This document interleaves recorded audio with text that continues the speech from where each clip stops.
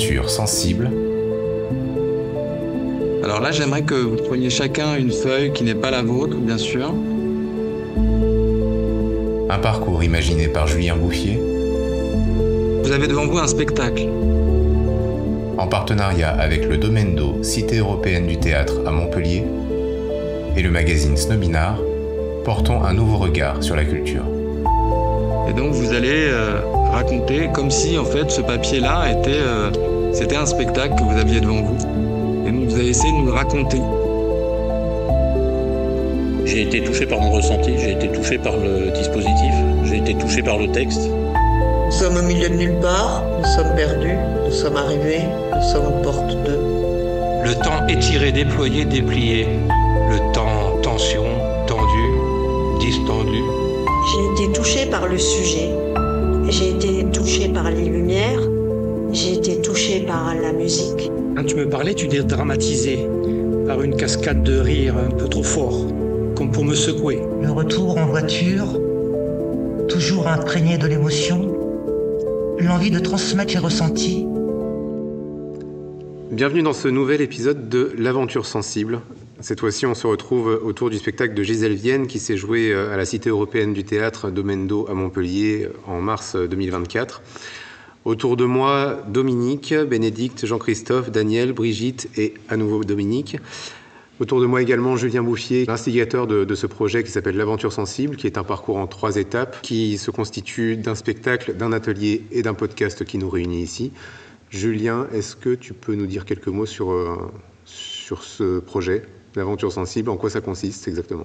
C'est être spectateur d'un spectacle, d'y assister, ensuite de faire un atelier pratique pour éprouver ce qu'on a pu ressentir et essayer de prolonger l'imaginaire qui a pu être le nôtre pendant le spectacle. Comment on essaye de fouiller ça pour que ça crée autre chose.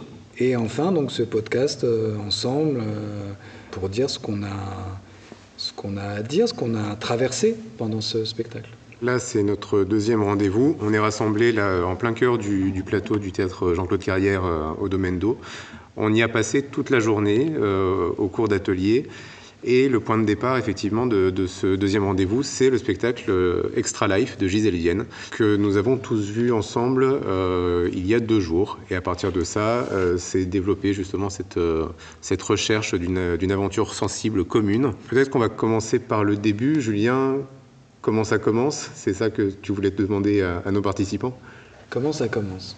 C'est-à-dire que, est-ce que vous pourriez nous dire, pour vous, ce vendredi-là, comment ça commence ? Dans le bistrot d'eau, l'accueil de l'équipe des participants, dans le bistrot, dans un joyeux brouhaha, et puis la rencontre des uns des autres, mais finalement, je ne vous ai pas vus. Je pensais que les personnes que je voyais autour de Marion seraient celles qui allaient participer. Et je suis surpris d'être avec d'autres personnes, finalement.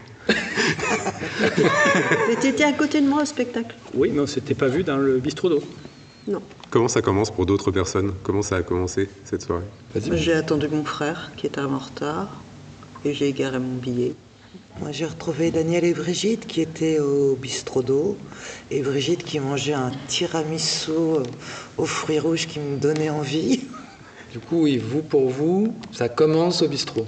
Cette soirée, elle commence à l'entrée du théâtre. Moi, elle a commencé quand j'ai validé l'achat de mon billet. Parce que c'était la première fois que je prenais un billet, on va dire, qui dépassait le spectacle avec cette journée qui nous réunit. Donc, c'est là que ça a vraiment commencé. Après, il s'est passé un petit peu de temps et ça a recommencé effectivement au bistrot d'eau avec la présentation, les connaissances qu'on a fait de Marion, etc. Mais ça a vraiment commencé au moment de cet achat, couplé, on va dire, avec la journée d'aujourd'hui. C'est la première fois que je fais quelque chose qui dépasse le simple cadre du spectacle. Donc par rapport à ce que tu disais tout à l'heure, d'une peur ou d'une chose comme ça, c'est ça ? On peut dire ça comme ça, je crois que c'est clairement le mot qui va bien, en tout cas d'une inquiétude, oui, un saut dans l'inconnu. Autant ma position de spectateur m'est relativement confortable, autant celle de de participants actifs à une expérience comme aujourd'hui est totalement inédite. Brigitte ? Moi, ça a commencé aussi au bar et avec les rencontres, notamment de Peter et de toi, Julien, avec des retrouvailles de longue date, et puis avec Dominique, et voilà, ça a commencé comme ça. Ah, moi, ça a commencé aussi dans ce bar, de cette façon sympathique, mais les choses sont vraiment ancrées devant ce cadre noir là, de la scène. Bizarrement, j'avais l'impression que c'était déjà chargé avant que ça ne commence.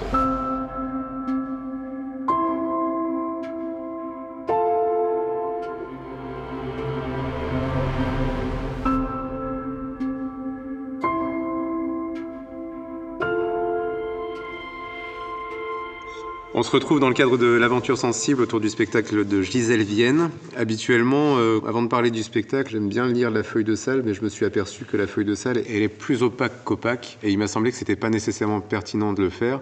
Donc ce que je vous propose, c'est d'abord d'écouter Marc El-Samrani, architecte scénographe.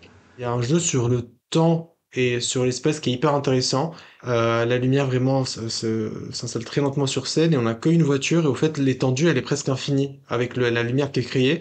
Le seul élément qu'on voit, c'est la voiture qui reste, en quelque sorte, le seul élément physique qui est posé sur scène. Et on sent, et on le voit d'ailleurs dans toute la pièce, qu'elle joue beaucoup sur ces étendues. C'est que ces espaces sont très malléables, sont très petits, ils sont très grands. L'espace, il est créé vraiment avec 3 éléments là dans cette pièce. C'est le son, la lumière et la fumée. C'est vraiment 3 éléments qui sont constitutifs de son espace, qui le transforment en permanence. C'est la lumière qui va venir un peu diviser l'espace et créer plusieurs temporalités. Et cette temporalité, elle est aussi malléable que l'espace, on le voit dans le jeu d'acteur, mais pas que, dans le son, dans la fumée qu'elle travaille de différentes manières.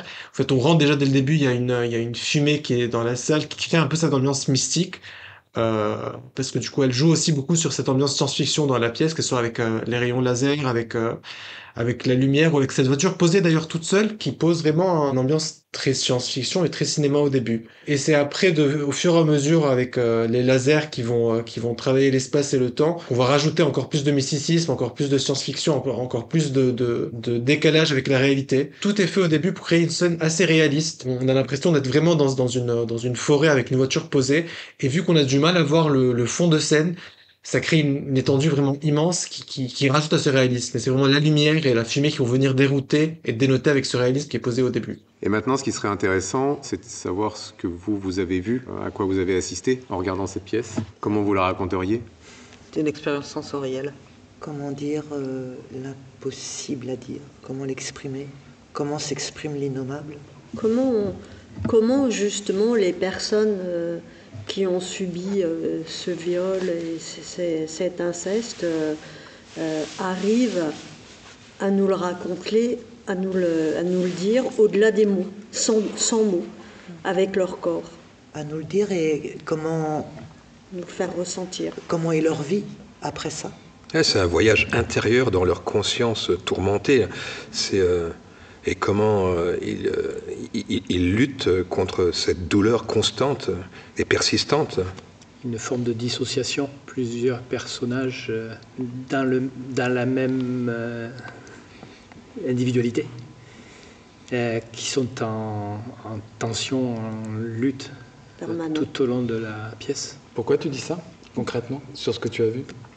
Parce que je voyais les 2 personnages féminins n'être qu'un, 2 facettes de la même personne. Je demandais même si la 3e personne n'était pas la somme du frère et de la sœur.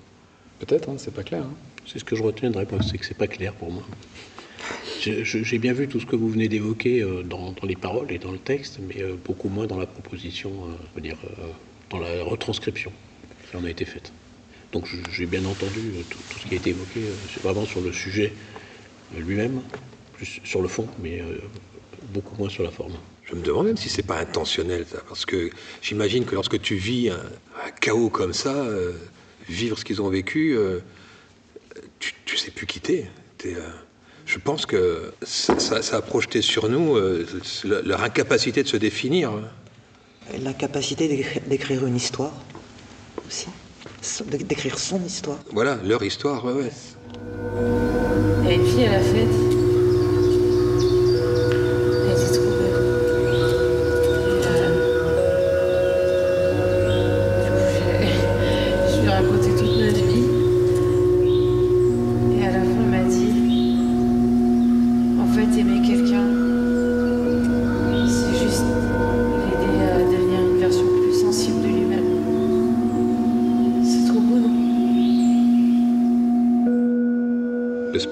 avancer dans l'obscurité, avec une lueur qui apparaissait et qui grandissait. On ne savait pas très bien ce que c'était.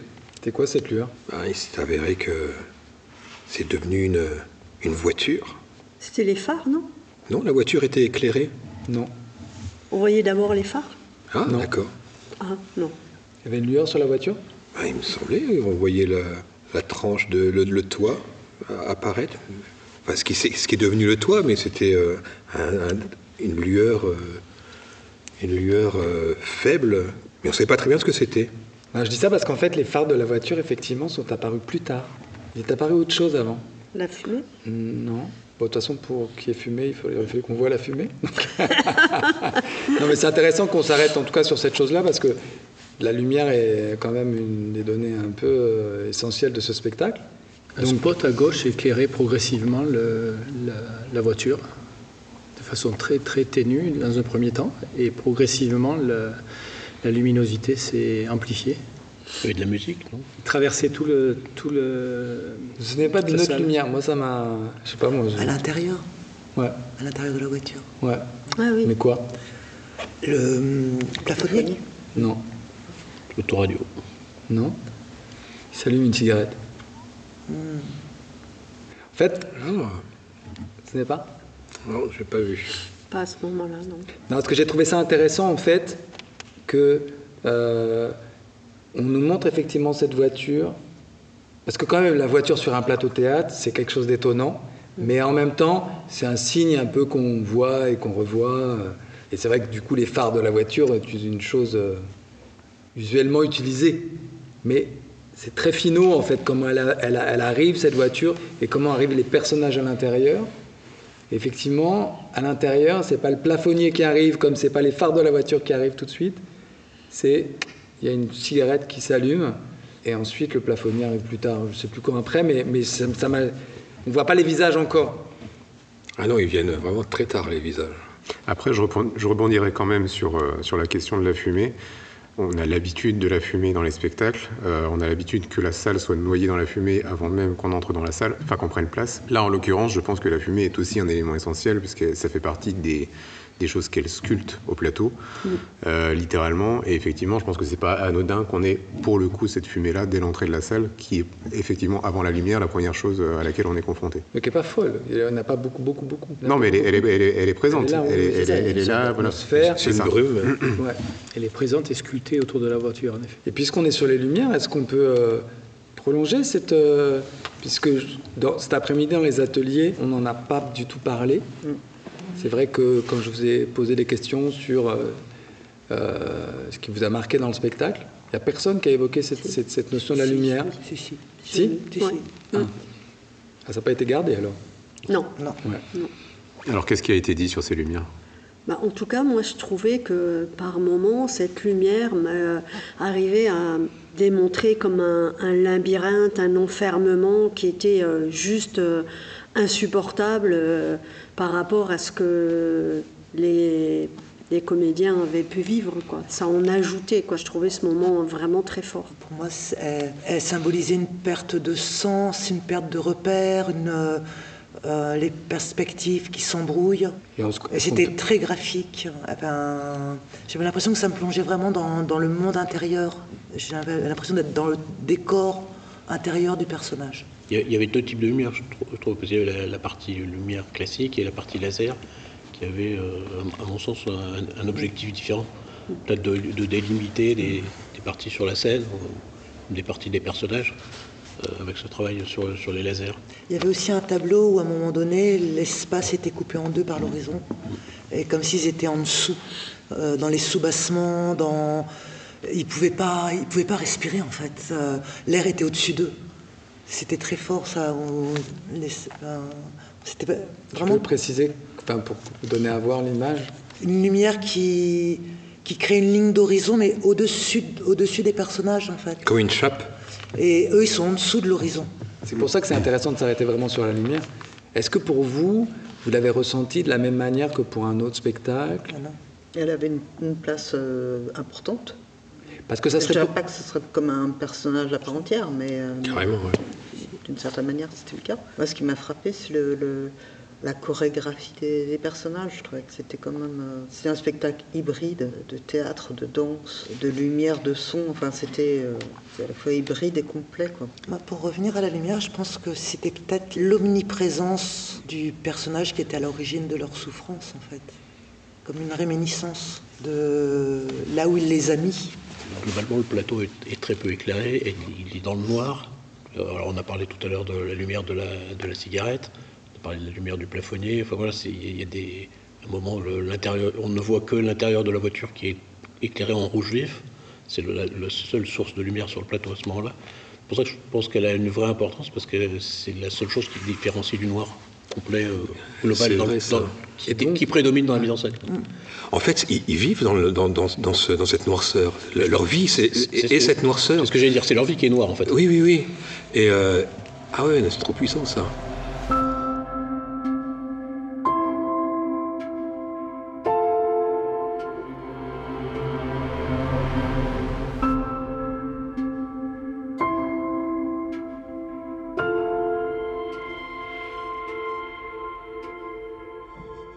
Donc là, on se retrouve au terme d'une journée qu'on a passée tous ensemble au Domaine d'Eau, au cours d'un atelier qui se tenait donc dans la poursuite de ce spectacle Extra Life de Gisèle Vienne.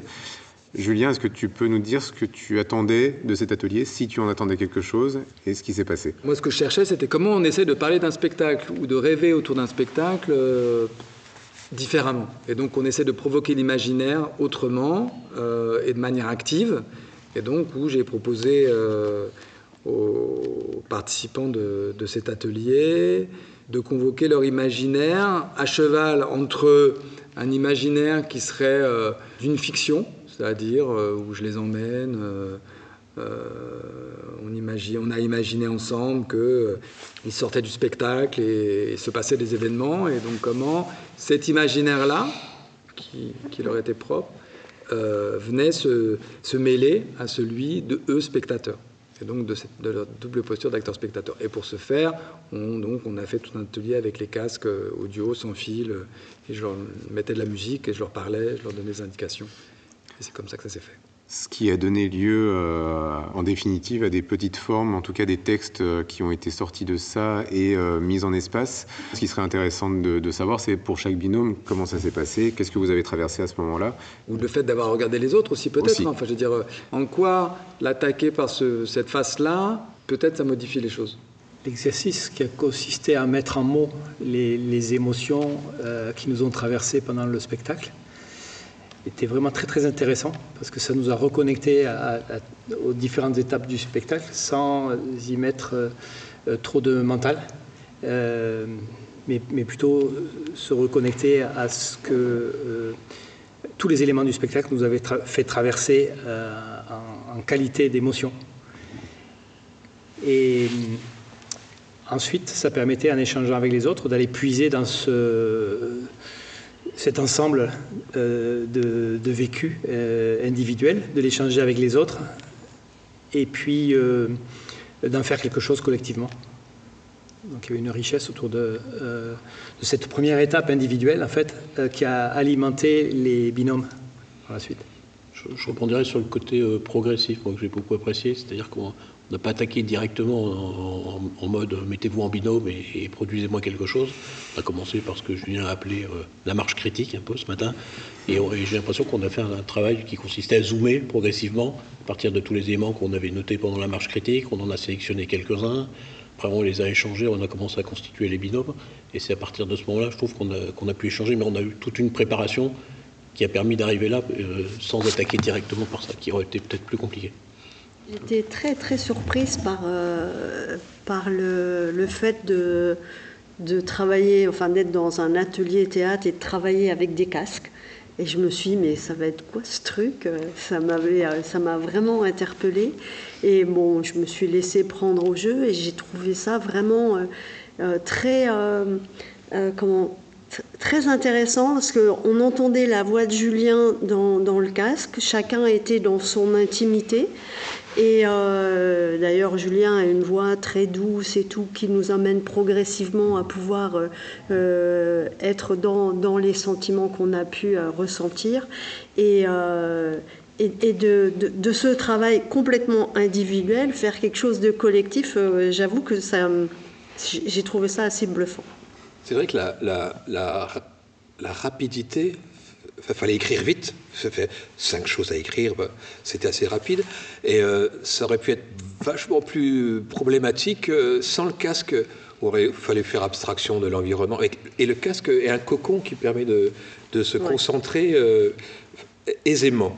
Bon, pas facilement, mais plus aisément, et je crois que sans le casque, j'aurais mis beaucoup plus de temps à trouver 5 idées sur toutes les propositions.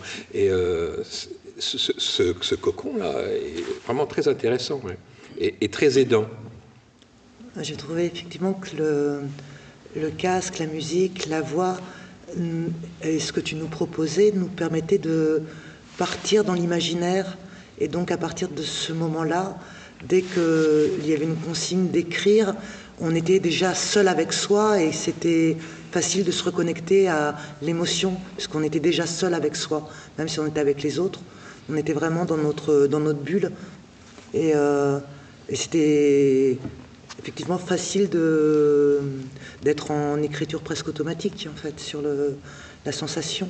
Après, sur le travail en binôme, j'ai trouvé ça intéressant et frustrant sur la dernière partie, où y a des pistes, des choses qui sont proposées et on n'a pas le temps d'aller... Voilà, c'est un vrai travail, mais on n'a pas le temps d'aller encore plus loin, quoi. Voilà, même si on a touché des choses fortes, s'accorder à l'autre n'est pas toujours aisé non plus. Et on a bien vu que dans chacun des 3 binômes, je crois qu'il n'y avait pas forcément un accord complet, mais je te rejoins sur le côté un petit peu frustrant, où on a travaillé une piste qu'on a présentée, puis qu'on a représentée après commentaires, etc. Et ça donne envie de travailler peut-être 2 ou 3 autres pistes complètement différentes, pour après en choisir une qu'on conserverait. Mais dans le temps imparti, évidemment, on ne peut pas, puis c'est déjà bien suffisant comme ça, mais c'est vrai que ça donne envie de se dire, tiens, celle-là, ok, d'accord, je joue un peu, mais j'ai une autre idée complètement différente, j'essaierai bien de voir ce que ça donne. Moi, ce que je trouve assez passionnant, si tu veux, c'est que tout d'un coup, quand dans votre binôme, vous me dites, nous sommes dans une forêt brûlée, calcinée, de sortir de ça, du spectacle qu'on a vu, je me dis, ouais, c'est génial, c'est trop bien. Parce que oui, moi je l'ai vu, l'orée de la forêt aussi, où ils arrêtent leur voiture, tu vois. Et en même temps, de votre imaginaire, vous alliez beaucoup plus loin que le spectacle. Enfin, plus loin. C'est pas une histoire de... Ailleurs, oui, pardon, ailleurs. Dans notre propre subjectivité, en fait. Ouais, c'est ça. Ouais. Et donc, c'est ce que je cherche, moi, avec cette aventure sensible, c'est que on aille un peu plus loin que juste la consommation de ce spectacle qu'on a vu tous ensemble, et que déjà c'était formidable. Mais... Moi, je rajouterais qu'il y avait 3 binômes et 3 propositions qui n'avaient rien à voir. C'est ça qui est amusant. C'est que chaque binôme est parti dans une direction spécifique et qui lui était propre, quoi. Que ce soit dans les textes, aussi bien que dans la forme. Après, en ayant vu le même spectacle. C'était enrichissant, je trouve, de voir les autres binômes et d'entendre ses propres phrases. Et ça, c'était drôle en même temps, parce que on disait pas nos phrases à nous, donc de les entendre par quelqu'un d'autre avec une proposition qui était complètement différente, j'ai trouvé ça super intéressant, quoi. Je rajouterais, y compris quand elles ont été déformées, parce que mal lues. J'ai trouvé ça très riche de confronter nos subjectivités, en fait. Après coup, comment chacun a reçu ce spectacle, de pouvoir le partager. Parce que souvent, après un spectacle, chacun rentre chez soi. Alors, si on a des amis, on va parler un peu avec, mais là, c'est... Voilà, on ne se connaît pas, et justement de pouvoir partager ce vécu. Et puis on a eu le temps de le digérer en plus, parce que des fois d'en parler juste à la sortie du spectacle, c'est compliqué. Enfin, moi, j'ai du mal il me faut un sas de décompression avant de pouvoir échanger. Donc là, 48 heures après, c'est complètement différent. Ce que je vous propose, c'est qu'on écoute les 3 propositions qui sont sorties de cette journée d'atelier, et on se retrouve juste après pour continuer à parler du spectacle Extra Live de Gisèle Vienne. Nous ayons part à la vie éternelle, que nous chantions tellement par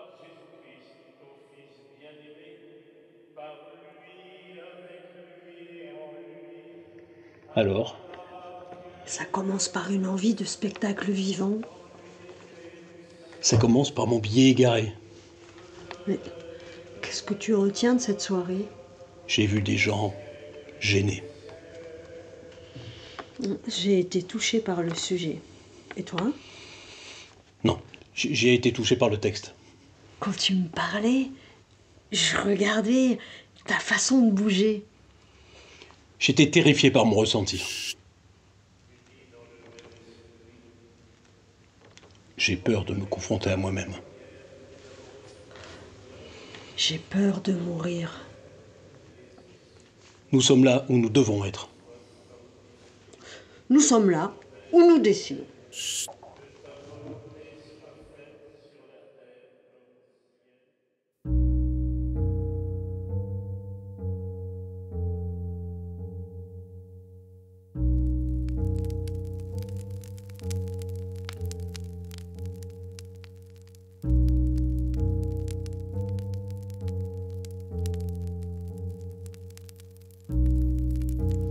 Nous sommes dans la forêt brûlée, calcinée. Le temps patine, s'englue, s'étire jusqu'à l'ennui. J'ai peur de revisiter les débris de l'enfance, de rencontrer la victime, la proie en moi. Il était une fois l'issue qui ouvre sur une autre impasse. L'impasse, c'est l'impossibilité de communiquer sur le trauma. J'ai peur de couper le lien. Je voudrais que tu nommes avec moi l'horreur de ce qui fut subi. Tu t'accroches aux lambeaux de vie, au cauchemar du passé qui lacère la joie. Je suis traversé par la puissance de la douleur et l'esthétique de la noirceur. L'emprise du vampire.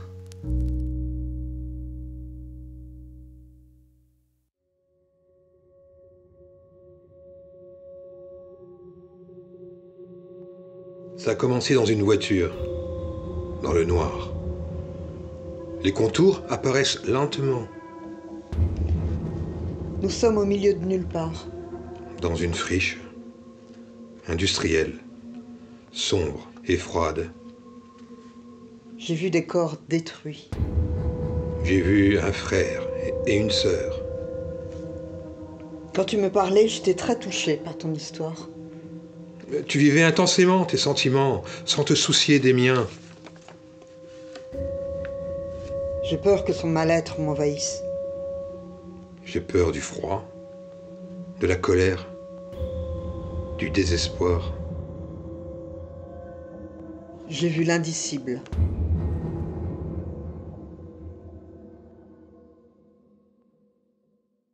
On va profiter de parler encore un petit peu du spectacle pour prolonger un peu une expérience qu'on avait faite sur le premier épisode avec Julien, qui s'appelle 30 secondes de mauvaise foi. Il y a nécessairement des choses que vous avez adorées ou détestées, des choses que vous auriez pu adorer, que vous auriez pu détester. L'idée est de pousser un peu à l'extrême le travail qu'on a fait jusqu'à maintenant. Comment est-ce que tu...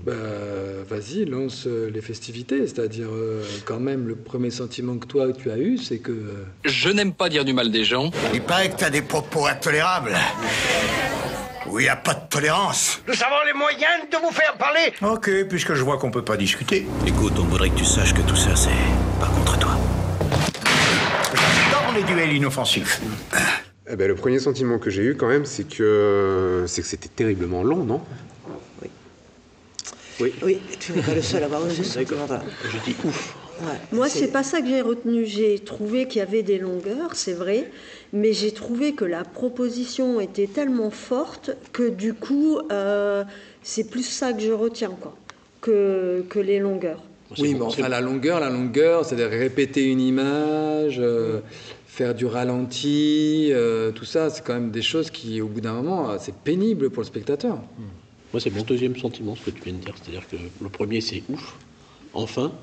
Et après, je me suis raccroché en me disant qu'effectivement, il y avait quand même plein de choses positives à trouver, mais le premier sentiment, le premier réflexe, c'était de dire, ça y est, libre. Alors moi, je suis peut-être pas objective, mais franchement, parler d'un sujet comme ça dans un spectacle, je veux dire, vous en voyez rarement. On parle jamais du viol, enfin en tout cas en spectacle. C'est vraiment un sujet tabou, l'inceste encore pire. Et là, je me dis, oser en parler et puis aller jusqu'au bout de ça et nous faire ressentir vraiment ce que les personnes vivent et puis comment ils sont déterminés, comment après ça les détermine dans leur avenir, quoi. Ils sont vraiment à fond, quoi, là-dedans, c'est-à-dire qu'ils l'ont vécu dans leur chair et après ça va marquer toute leur vie, quoi. Oui, alors moi, après, je me si dis, je peux me bonjour. permettre, l'inceste, le viol, là, ces derniers temps, moi qui ai l'habitude de voir beaucoup de spectacles, c'est des thématiques qui sont quand même extrêmement abordées. Je ne dis pas qu'elles ne doivent pas l'être, mais elles sont quand même extrêmement abordées et c'est presque devenu un sujet tendance. Là, en l'occurrence, ce n'est pas le cas puisque c'est traité, je trouve, quand même d'une manière assez sensible et assez pertinente, mais on ne peut pas dire qu'on n'en parle pas pour autant. Tu me l'as ôté de la bouche, j'allais dire c'est plutôt très tendance en ce moment, donc pas sur la forme par contre. Alors ça dépend pour qui c'est très tendance, c'est juste qu'on ose en parler maintenant, on n'en a pas osé en parler pendant des années et là d'un seul coup on ose en parler et comme on ose en parler on dit que c'est tendance. Faut pas trop mélanger les choses. Moi, je pense que j'aurais pu recevoir le message de Gisèle Vienne avec peut-être un peu moins de répétition quand même. J'aurais ressenti ce temps déplié. Là, des fois, il était trop à plat le temps, quoi. J'ai peur que ça soit pas accessible, ça soit pas hyper accessible si on veut que ce message soit diffusé. En tout cas, avec cette force-là, j'ai peur que le côté un peu aride de la mise en scène, le côté long, le côté pas simple, ne soit pas un élément facilitateur pour une diffusion plus large. Et en même temps, j'étais avec une amie qui m'a dit qu'elle n'a pu rentrer dans le spectacle qu'au bout de 3/4 d'heure, donc il fallait peut-être ce temps. Les longueurs, j'ai trouvé ça génial, moi, parce que ça correspond complètement à l'emprisonnement, l'enfermement de ces enfants qui ont grandi. Parce qu'étant adultes, ils restent des enfants. Et être les pieds dans le béton de cette enfance-là, avec ce temps long, c'est complètement justifié. Moi, je trouve ça très juste. C'est pas une question. Ouais, c'est pas un argument pour prendre en otage le public de cette longueur. Mais c'est une façon de faire ressentir les choses. Parce que si on passe 30 secondes de ça, c'est un effet. Non, mais là, c'est une sensation. Là, on donne une sensation c'est effectivement une sensation. Quand le premier projecteur, il met 10 minutes à s'allumer, oui, effectivement, on est bien dans la sensation. Et le dernier, 10 minutes à s'éteindre. C'est le symétrique. Mais plus que les longueurs, moi, je trouve que c'est la lenteur, surtout, qui est un élément aussi important, il me semble, du spectacle. Et c'est plus la lenteur des déplacements, enfin, l'extrême lenteur des déplacements, qui m'a perturbé que les longueurs, on va dire. Moi, ce qui m'a interpellée, c'est la marionnette. J'ai eu du mal à comprendre qui elle était, cette marionnette. Est-ce que c'était l'oncle? Est-ce que c'était l'enfant? Est-ce que c'était un des personnages, son double, à qui il s'adressait? En fait, je me suis posé plein de questions par rapport à cette marionnette et j'ai toujours pas la réponse. Et là, j'aimerais bien qu'on me dise, j'aimerais bien avoir des pistes, parce que j'ai pas compris à quoi elle servait, cette marionnette, même si l'image est belle, hein, mais ça suffit pas d'avoir une image sur un plateau. Ce qui est intéressant, c'est que ça fait, je sais pas, maintenant 6 ou 7 heures qu'on est ensemble, et c'est la première fois qu'on parle à la marionnette. C'est donc qu'il y a bien un point d'interrogation autour de cette marionnette. Moi, c'est la première chose que j'ai été voir quand je suis sortie de ma place. C'est la marionnette, qui est pas belle. C'est Chucky, non? Ouais, voilà. C'est ce personnage de film d'horreur, je pense, concrètement. Hein. Ensuite, donc, il faut savoir que Gisèle Vienne travaille toujours avec des marionnettes. Il y a toujours des marionnettes dans ce spectacle. Non, mais là, pour le coup, tu dis d'aller à l'extrême de... je veux dire, à quoi elle sert, quoi? Mais on est d'accord. On est parfaitement d'accord. Parce que même si tu travailles toujours avec des marionnettes, tu nous dis quelque chose avec. Mais là, tu nous dis quoi? C'est peut-être fait plaisir. Oui, mais enfin, ça, moi, je m'en fous qu'elle se fasse plaisir. Moi, je viens voir un spectacle, je veux qu'elle me raconte quelque chose. Moi, je pense que cette marionnette a la même fonction que la lumière, qui éclaire et qui met en forme l'enfermement, l'emprisonnement mental. Et d'ailleurs, j'ai pas bien compris ce qui se passait à ce moment-là.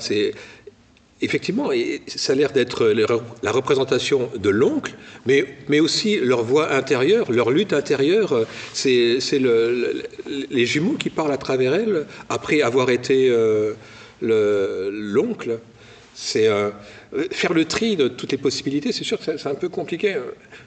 Mais en même temps, pareil, je suis multiple. Je me dis, ouais, c'était intéressant. Mais qu'est-ce qu'il y a eu là? C'est quand même intéressant. Parler à l'enfant intérieur qu'on a chacun en nous. Quoi. Puisque la marionnette, pour moi, c'est quand même le monde plutôt enfantin. Quoi. Donc, est-ce que ça ne vient pas interpeller chacun dans l'enfant intérieur, quoi, que je pense qu'on a en soi, qu'on garde en soi. Et parce que en plus, pour moi, la marionnette, ça peut être un élément ambivalent, quoi. Un peu comme le clown, quoi. On peut c'est être le jeu de. Enfin, je sais pas si je me fais comprendre. La marionnette, on tire les fils. Il y a quelqu'un, alors, si on extrapole, c'est peut-être voilà l'adulte qui vient tirer les fils et faire jouer un jeu à l'enfant. Ce jouet enfantin qui a une figure d'horreur. Et à un moment donné, il y a un des personnages qui vient face à cette marionnette et qui est attiré et qui se retient d'y aller, et qui est de nouveau attiré et qui se retient. Il y a ces allées-venues et tout. L'ambivalence.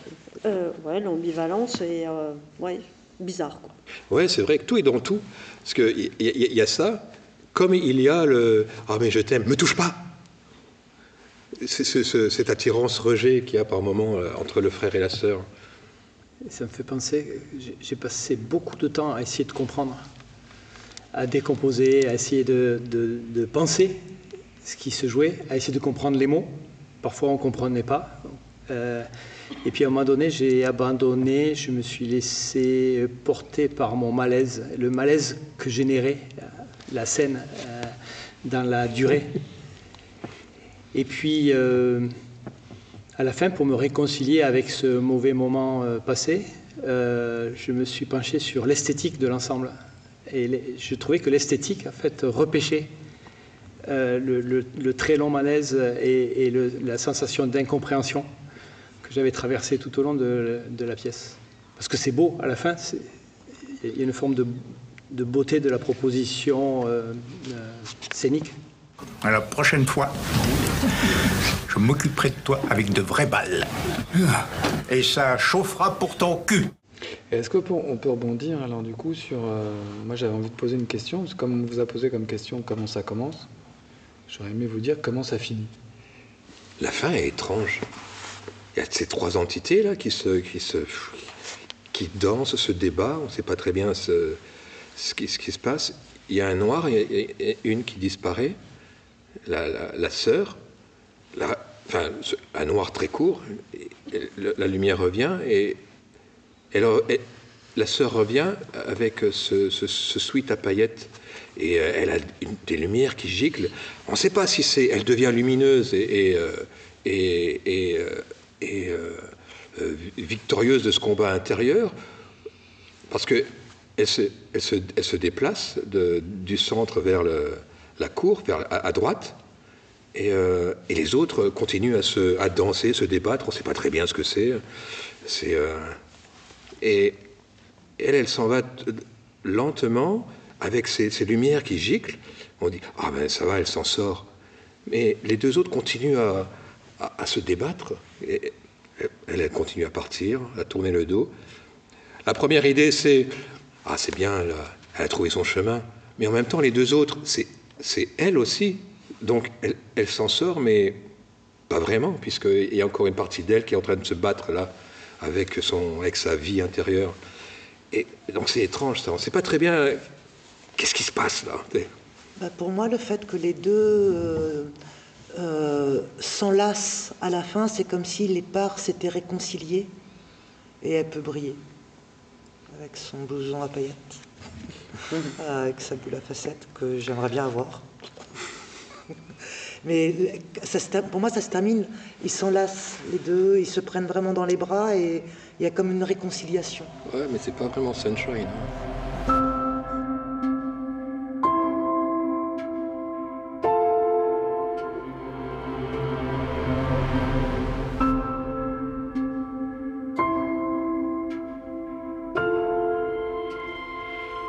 Merci beaucoup d'avoir participé à cette aventure sensible. Je vais vous remercier tous d'avoir été présents et d'avoir été motivés pour venir passer ce dimanche avec nous.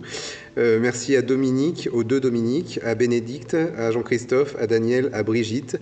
Merci à Marion et Aurélie du Domendo qui nous ont accueillis et ont organisé cette aventure sensible. Merci à toi Julien. On retrouve ton travail prochainement au fin mars au théâtre Christian Liger à Nîmes avec De vos yeux. Pour ce qui est de l'aventure sensible, on se donne rendez-vous une troisième et dernière fois cette saison. Ce sera autour de Dissection d'une chute de neige de Christophe Roch.